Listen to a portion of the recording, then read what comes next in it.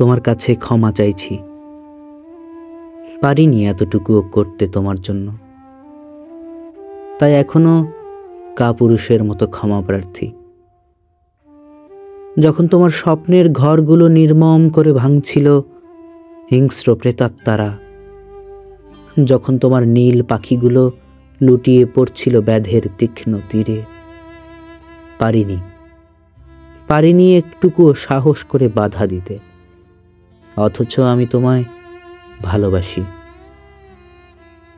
অন্যায়ের প্রায়শ্চিত্ত করতেও ভয় হয়, তাই তো অভিশাপ চাচ্ছি না। আপন কর্তব্যের অক্ষমতায় আমি কেমন স্বার্থপর।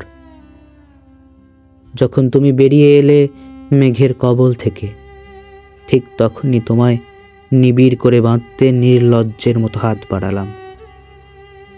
তুমি ফিরিয়ে দাওনি, গভীরভাবে বুকে টেনে নিয়েছ, হয়তো এই ভেবে আমি তোমার এক কাপুরুষ প্রেমিক।